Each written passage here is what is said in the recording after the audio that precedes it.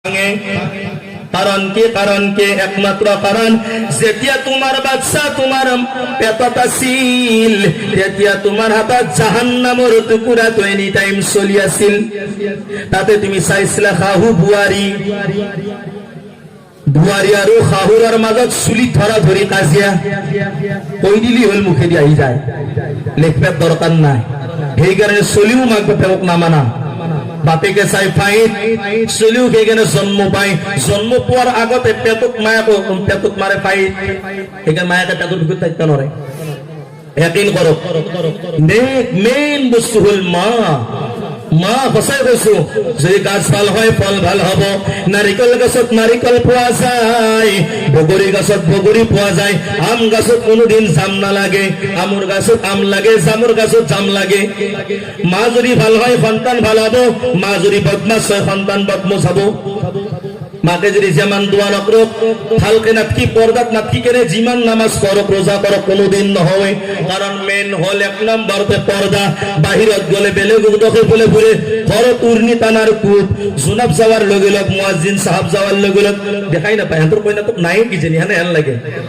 আলিম সকল গেলি বা পর্দা করার কূপ, যদি বিয়াত যায় আকলাই এটা মানুষ আগত কি পর্দা, আগত বিয়াত যেতে যায় মই কৈছো না তেতিয়া আধা মিটার কাপড় পিন্ধি কেনে মুখখান পেটতে ফেলে আর ভেটতে ফেলে ফটো তোলার খুব কি চাবি কেনে একেবারে আর কোকে নেক সন্তান লাগে একেবারে কৈছো মই একেবারে। কোরআন শরীফত আল্লাহ তাআলা কোরআন শরীফ পারা নম্বর 22 পারা নম্বর 22 পৃষ্ঠা নম্বর 1 পেজ নম্বর 1 আল্লাহ তাআলা কইছে বিসমিল্লাহির রহমানির রহিম ওয়াকানা ফি বুয়ুতিকুন্না ওয়ালা তাবাররাজনা তাবাররুজাল জাহিলিয়াতিল উলা।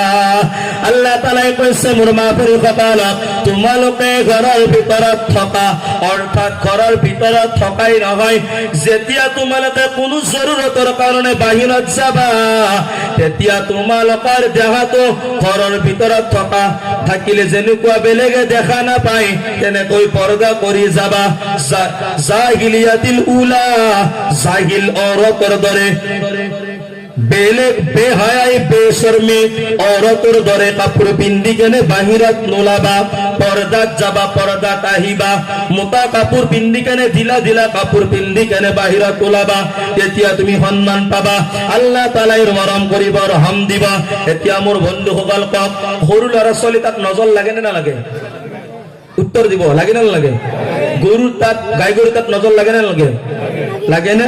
গাই গৰুৰ তাত নজৰ লাগে, সৰু চলিৰ তাত নজৰ লাগে, আম গাছতো নজৰ লাগে। ফুলতে দেখছো, মল ধৰতে দেখছো, কিমান ভৰি কেনে মল ধৰিছে, খাবার টাইমত দেখা যায়, পকার টাইমত দেখা যায়, মাজে মাজে 12টা মান আম বাকি গিলা সরি গেল। কিছুমানে কয় মানুহৰ মুখ লাগে, হয় লাগে। সেইকাৰণে আল্লাহ তাআলাই নজৰ আয়াত কোৰআন শৰীফত দিছে। বাচ্চা হওঁতে ইমান ধুনীয়া, পূৰ্ণিমাহৰ চানৰ দৰে জোনৰ দৰে ধুনীয়া, আৰু কেইদিনমান পিছত দেখা যায় বাচ্চা খাব লবা বাদ দিয়ে শুকাই কিনা একদম শুকনা জেকেনিটোৰ দৰে হৈ যায়। গাই গৰু গাখীৰ দিয়ে 10 লিটাৰ, কেইদিনমান পিছত দেখা যায় 3 লিটাৰো ভালকে নোলে। কাৰণ কি? কাৰণ মানুহৰ নজৰ লাগে। সাধাৰণ যদি গৰু এটা তাত নজৰ লাগে, বাচ্চা এটা তাত নজৰ লাগে, বছৰ যদি নজৰ লাগে, যি মহিলাই নেকি নিজৰ দেহটো উলংগ কৰি কেনে পেটত মেকআপ কৰি মুখত মেকআপ কৰি চেকআপত যায়, সেই মহিলাৰ পেটৰ পৰাই কোনোদিন ভাল সন্তান জন্ম নাপায়। মোৰ মা ভনীসকল, আপোনালোকে বেয়া নাপাব, মই সত্য কথা কৈছো। আপোনালোকৰ ভৰিত ধৰি কৈছো, আল্লাহ তাআলাৰ কাৰণে ভৰিত ধৰাও জায়েজ আছে। আল্লাহ তাআলাৰ কাৰণে মই ভৰিত ধৰি কৈছো, আপোনালোকৰ দেহটো কমসে কম ঢিলা ঢালা কাপোৰৰ দ্বাৰাই ঢাকি ৰাখিব চেষ্টা কৰক। যিমানে আপুনি পৰ্দা থাকিব সিমানে নিজৰ গিৰিয়েকৰ পৰাই আপুনি সন্মান পাবা, মৰম পাবা। আল্লাহ তাআলাই কোৰআন শৰীফৰ ভিতৰত কৈছে, বিসমিল্লাহিৰ রহমানির রহিম أحل لكم ليلة الصيام الرفث إلى نسائكم هن لباس لكم وأنتم لباس لهن। লিবাস মানে কি? লিবাস মানে কাপড়, হয় না? লিবাস মানে কাপড়। আল্লাহ তাআলা কৈছে মতা মানুহজন বিবিৰ অৰ্থাৎ গিৰিয়েকৰ ঘনীয়েকৰ কাপোৰ, ঘনীয়েকৰ গিৰিয়েকৰ কাপোৰ, গিৰিয়েকে ঘনীয়েকক চাব পাৰে, ঘনীয়েকে গিৰিয়েকক চাব পাৰে। এইকাৰণে মোৰ দেহাটোৰ কাপোৰ তুই মোক দেখিছে না নাই? মোৰ দেহাটোৰ কাপোৰ জোৰা দেখিছে না মোক? গোটেই দেহাটো দেখিছে, কিন্তু আপোনালোকে দেখা নাই। মোৰ দেহাটোৰ কাপোৰ দে তেনে কথা আল্লাহ কৈছে গিৰিয়ে গল ঘনীয়েকৰ কাপোৰ, ঘনীয়ে গল গিৰিয়েকৰ কাপোৰ। অকলে এজনক দেখুৱাই জায়েজ আছে, সেইজন হল নিজৰ গিৰিয়েকক দেখুওৱা জায়েজ আছে। কিন্তু নিজৰ গিৰিয়েক যদি বাইকৰ আৱাজ শুনা যায় বাটৰ পাৰাই কি উৰ্নি টানাৰ কোপ এনেহলে বহি থাকে দেউৰাকৰ লগত আধাত কাপোৰ নাই। আগতে আছিল উৰ্নাখনৰ নাম 2 পাত্তা, বাজত হল 1 পাত্তা, এতিয়া হল নাই পাত্তা। তাৰ পাত্তাই নহা হল, কতনো গেল। সেইকাৰণে কোনো মৰম দয়া নহা হল।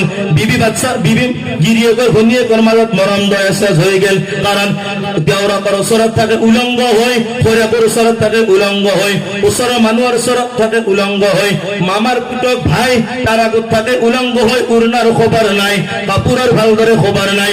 গিৰিয়েকৰ বাইকৰ আৱাজ শুনাৰ লগে লগ উৰ্নি টানাৰ কোপ। তাৰ মানে মানুহটো আছে মোক খবৰ।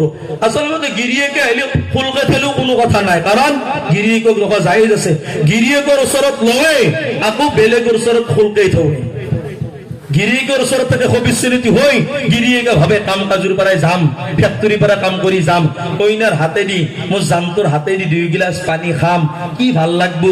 দেখো ভাবছি 5 গিলাচ যি বা 3 গিলাচ যদি লাগছিল পেয়া আহি পেলাই যিটো সবিচ্ছিন্নিক দেখা পাই ভাবই একেবাৰে সেই কি কালিটো ঘৰতে আহি পেলাই একেবাৰে চকুটো লাল কৰি পেলাই আছে, চুলিটিৰ জাবৰা মূৰ হৈ পেলাই কাপোৰত মেক্সিত কাজাল, নাকত কাজাল, মুখত কালা, হাজতো কাজাল, জহুত নীতি হৈ আছে। দেখাৰ লগে লগে 3 গিলাচৰ পৰা 5 গিলাচ হৈ যায়, বাঢ়ি যায় 3 গিলাচ। কাৰণ আচলতে তাৰ এনেকুৱা কাম আছিল, সিহঁতে ভাবি আছে আমাকে পেল দি আছে। নহয়, পেল দিয়ে না, সঁচা কথা কৈছো। কণকৰ কাম ধুনীয়াকে কাম কাজ কৰি গা মুখ ধুই ধুনীয়াকে সাজি থাকা। গিৰিয়েকে কামৰ পৰা অহাৰ লগে লগ তেখেতক পানী এগিলাচ দি কিনে বহিব দিয়া, আৰু তেখেতে মুখখন লগত চাৱাৰ লগে লগ দিলত খুজ হৈ যাব, পাহ মোৰ ফুলমতিটো ঘৰতে দেখোন আজি মৰম লাগি যাব। আৰু তেখেতে আহি কিনে টেম্পাৰ বাঢ়ি যা, যিটো অৱস্থা দেখা পা পৰ্দা। সেইকাৰণে পৰ্দা ফৰজ আইন হয়। সেইকাৰণে মোৰ মা ভনীসকলক মই কওঁ মাইকৰ জৰিয়তে সিহঁতে যেন পৰ্দা কৰে। আপোনালোকক কওঁ নিজৰ বিবিক মাতিব, কাষত মাতি কেনে কব মৰমত যি বুলি মাতে, কোনোবাই গুণু বুলি মাতে, যোনে যি বুলি মাতে মাতক, ওচৰত বহি লগ কওঁ গুণু তুমি মাৰ ঘৰৰ পৰা আব্বাৰ ঘৰৰ পৰাই নিজৰ খানদান উচ্চি আগনা চবুকে এৰি পেলাই কাৰ কাৰণে আছে? কবকে আপোনাৰ কাৰণে। যদি তুমি মোৰ কাৰণে আছে, মই জান্নাতত যোৱাটো বিচাৰা নে জাহান্নামত যোৱাটো বিচাৰা? তাহলে আপুনি জান্নাতত যোৱাটো বিচাৰো। যদি মোক তুমি জান্নাতত যোৱাটো বিচাৰা তেনেহলে আজিৰ পৰা তুমি টাইট কাপোৰ নিপিন্ধিবা। আজিৰ পৰা তুমি ঢিলা কাপোৰ পিন্ধা, মুখ দেখুৱা, যেনেকুৱাকে দেখুৱাব ইচ্ছা আছে, মেকআপ কৰা, যি কৰা তাকে কৰি মুখ দেখুৱা জায়েজ আছে। ধুনীয়াকৈ বুজা। আচ্ছা, তেখেতে কব কেনেকে গলে বোলে আলিমুল আমাৰ মুখত শুনিছো আল্লাহ তাআলাই কোৰাণত ঘোষণা কৰিছে পৰ্দা ফৰজ আইন হয়। আৰু তোমাক যদি মই পৰ্দাত ৰাখিব নোৱাৰো, মই জামান নাগাৰ হাজি সাহেব, জামান নাগাৰ মুফতি সাহেব, জামান নাগাৰ হাফিজ কাৰি মৌলানা সাহেব হওঁ, কিন্তু মই কোনোদিন জান্নাতত যাব নোৱাৰিম চাগে। কাৰণ তোমাৰ বদামলৰ কাৰণে মোৰ জিৰো হৈ যাব। তোমাক জিম্মেদাৰ বৰ্তমান মইতো লগে লগে ভাও আজিৰ পৰা মই বেপৰদিগি হৈ নাথাকো। জানা নাছিল বাচ্চাহঁতে এই মহাচৰা মোবাইল ঘৰে ঘৰে টিভি হৈ গৈছে, সেইবিলাকত দেখি কেনে সিহঁতে ফেশ্বন বনাই লৈছে।